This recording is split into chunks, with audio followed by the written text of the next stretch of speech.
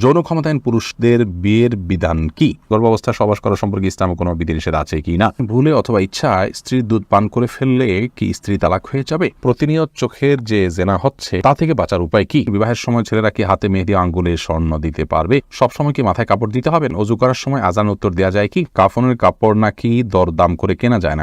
কতটা শরীয়তসম্মত?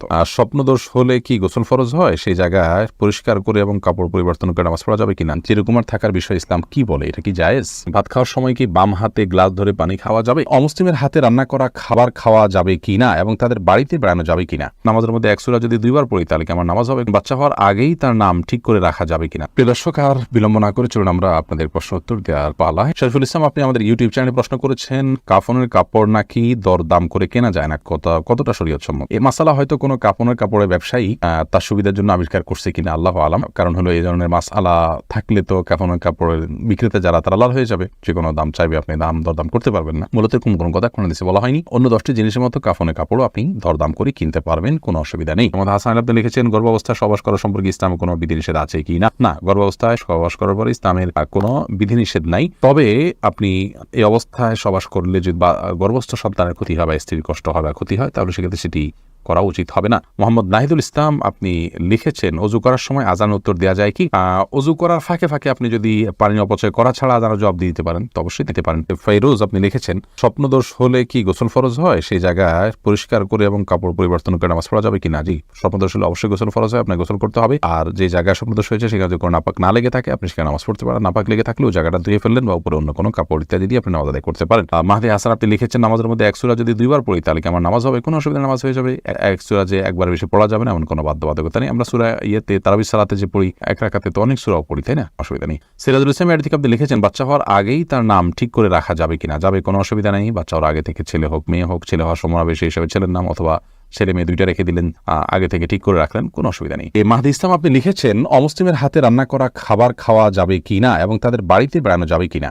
অমুসলিমের হাতে রান্না করা খাবার খেতে কোনো নিষেধাজ্ঞা নেই। নবী রাসূলুল্লাহ সাল্লাল্লাহু আলাইহি ওয়াসাল্লাম ইহুদি মহিলার বাড়িতে দাওয়াত খেয়েছেন, বোঝা গেল যে তাদের হাতে রান্না খাওয়া যায় আছে। আপনি কি খাচ্ছেন সেটি হলো বিষয়। যদি খাবারটি হালাল হয় তাহলে অমুসলিমের হাতেও খেতে পারেন, আর যদি খাবারটি হারাম হয়, সেটা যদি কোনো ভালো ইমাম সাহেব, মক্কার ইমাম সাহেবও রান্না করেন, সেটা আপনার জন্য খাওয়া জায়েজ হবে না। দেখতে হবে যে খাবারটা হালাল কি হারাম, সেটি হলো মূল বিষয়। জয়নাল মুন্সি আপনি লিখেছেন, বিবাহের সময় ছেলেরা কি হাতে মেহেদি আঙ্গুলে স্বর্ণ দিতে পারবে? মেহেদি এটা নারীদের ভূষণ, নারীরা দিবে, বিশেষ করে হাতে পায়ে, চুলে বা দাড়িতে ছেলেরা দিতে পারেন। নবী রাসূলুল্লাহ সাল্লাল্লাহু আলাইহি ওয়াসাল্লাম এক নারীর হাত দিয়ে কিছু দিচ্ছিলেন, তো তার হাতে মেহেদি ছিল না। নবী রাসূলুল্লাহ সাল্লাল্লাহু আলাইহি ওয়াসাল্লাম বলেছেন যে এটা কি পুরুষের না মহিলার হাত? বলা হলো মহিলার হাত। তখন তিনি বললেন যে মহিলার হাত কেমন, যে মেহেদি নেই?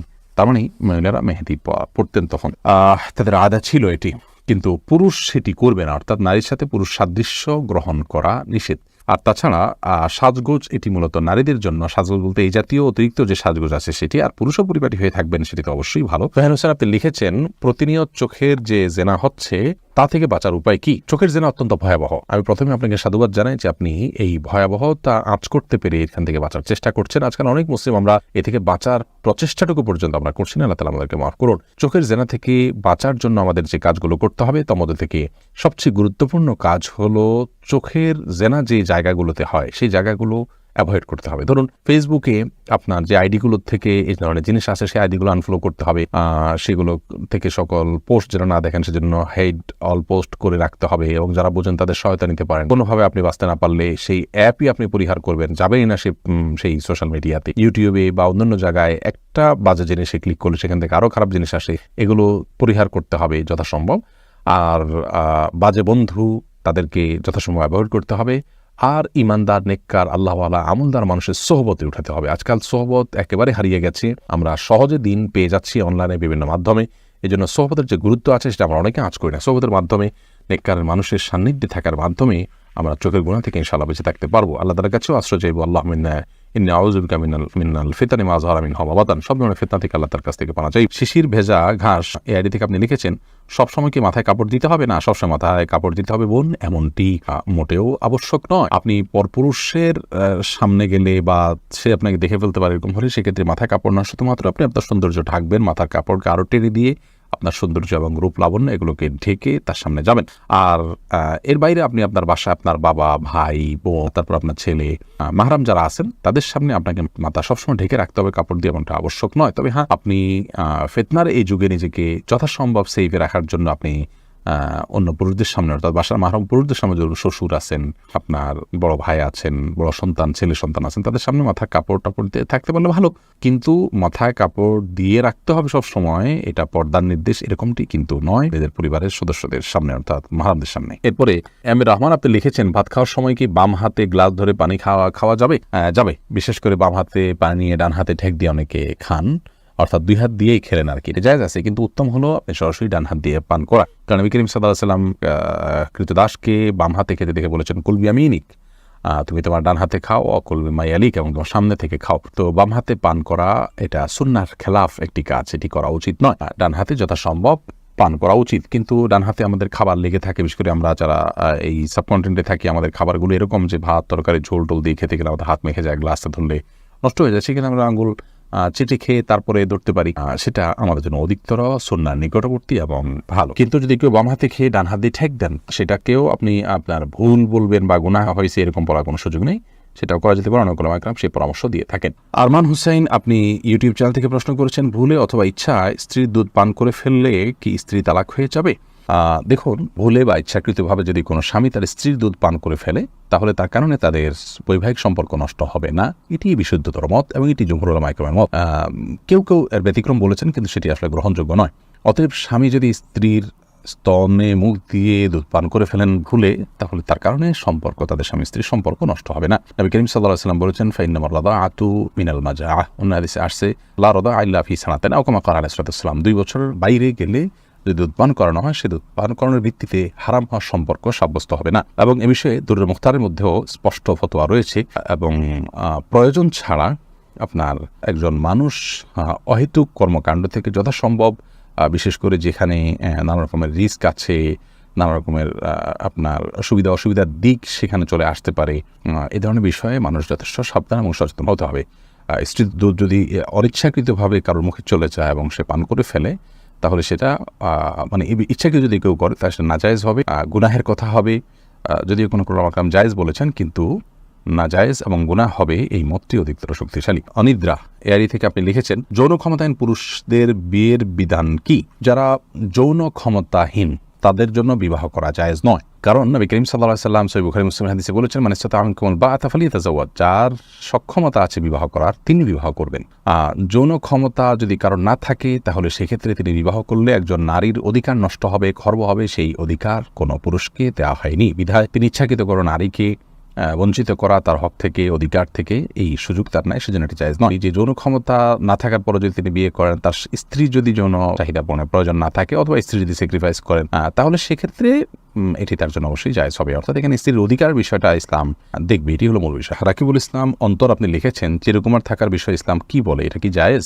ইসলামের চিরকুমার থাকাটা প্রশংসনীয় কোনো বিষয় নয়, এটি হলো বিশুদ্ধতম মত এবং বেশিরভাগ স্কলারদের মত। আল্লাহ রাব্বুল আলামিন আমাদেরকে স্বাভাবিক অবস্থায় বিবাহ করার ব্যাপারে উৎসাহ দিয়েছেন এবং অভিভাবকদেরকেও তাদের অধীনস্থদেরকে বিবাহ দেওয়ার জন্য নির্দেশ করেছেন। নবী করিম সাল্লাল্লাহু আলাইহি ওয়াসাল্লাম বুখারী মুসলিম বর্ণিত হাদিসে বলেছেন, ইয়া মাশারাশ শাবাব মান ইসতাতাআ মিনকুমুল বাআতা ফালিয়াতাযাওয়াজ, হে যুব সম্প্রদায়, তোমাদের যার সক্ষমতা রয়েছে সেজন্য বিবাহ করে। এই যে সেজন্য বিবাহ করেন নবী সাল্লাল্লাহু আলাইহি ওয়াসাল্লামের পরামর্শ। অতএব আপনি বিবাহ না করে চিরকুমার থেকে ইবাদতবন্দি যদি বেশি করতে পারেন, তার চাইতে বিবাহ করে নফল ইবাদতবন্দি একটু কম করতে পারলেও আপনার জন্য বিবাহ করে বৈবাহিক জীবন গ্রহণ করা, সেটাই হলো অধিকতর উত্তম। এটি নবী করিম সাল্লাল্লাহু আলাইহি ওয়াসাল্লামের সুন্নাত মুআক্কাদা। সাধারণ অবস্থাতে কোনো কোনো ক্ষেত্রে যদি বিবাহ না করার ফলে আপনি গুনাহে লিপ্ত হয়ে যাওয়ার আশঙ্কা থাকে, তাহলে সেক্ষেত্রে এটি ফরজ বা ওয়াজিবের পর্যায়ে চলে যায়। অতএব স্বাভাবিক অবস্থায় বিবাহ করা এটা সুন্নাত মুআক্কাদা, এটি তরক করে চিরকুমার থাকাটা প্রশংসনীয় নয়।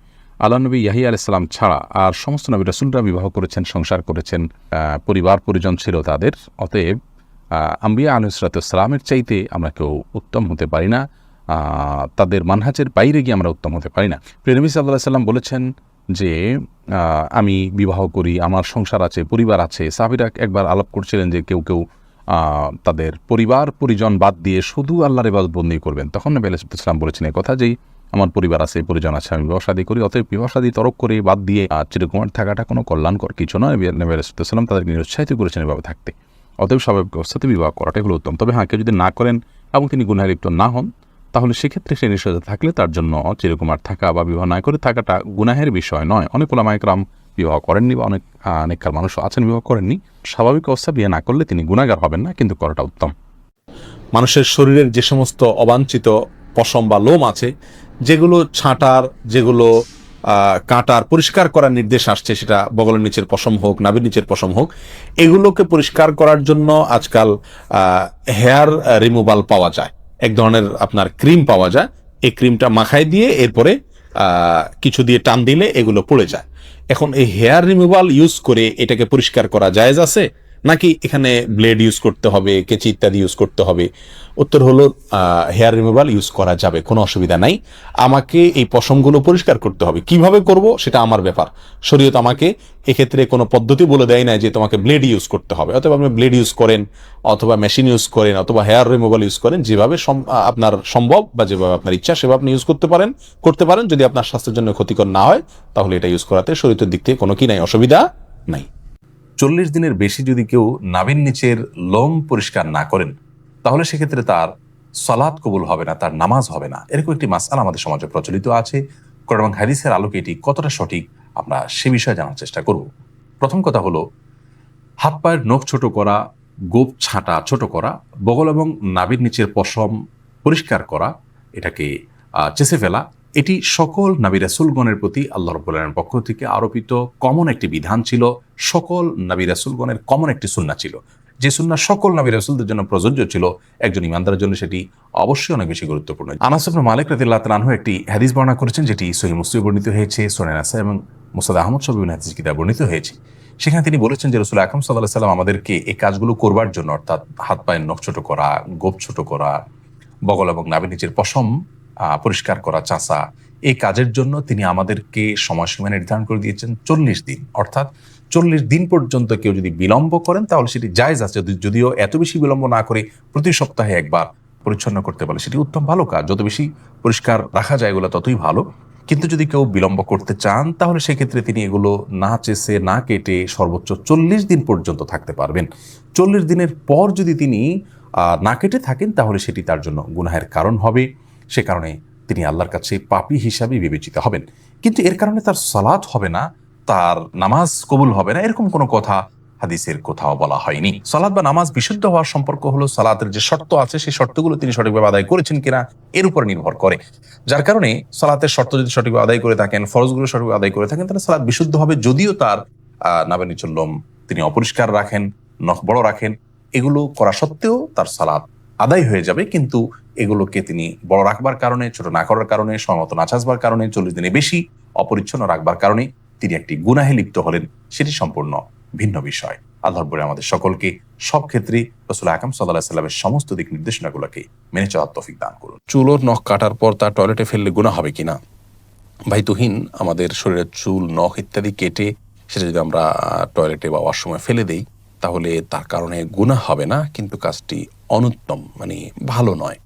একজন মুসলিম তার শরীরের কোনো অঙ্গ প্রত্যঙ্গ, চুল, নখ ইত্যাদি এগুলো যদি কাটার প্রয়োজন হয় কেটে তিনি সেটাকে যদি কোনো মাটি ইত্যাদির নিচে পুঁতে রাখতে পারেন সেটা ভালো, উত্তম। কারণ অনেক সাহাবী থেকে এই ধরনের আমলের কথা পাওয়া যায়। কিন্তু যদি কেউ এটা করতে না পারেন, বরং ডাস্টবিনে বা অন্য কোথাও ফেলে দেন, তাহলে এই ফেলার কারণে তিনি গুনাহগার হবেন না, পাপী হিসাবে বিবেচিত হবেন না, বড়জোর উত্তম কাজ করেননি এটি। যেহেতু মানুষের শরীর আল্লাহ রাব্বুল আলামিন মানুষকে সম্মানিত করেছেন, মর্যাদা দিয়েছেন, এই জন্য চুল, নখ এগুলো তার অঙ্গ। তো এই অঙ্গকে অসম্মানজনক জায়গায় না ফেলাটা উচিত, উত্তম। বাট যদি কেউ ফেলেন তাহলে বড় কোনো গুনাহগার হয়েছেন এমনটি বলার কোনো সুযোগ নেই।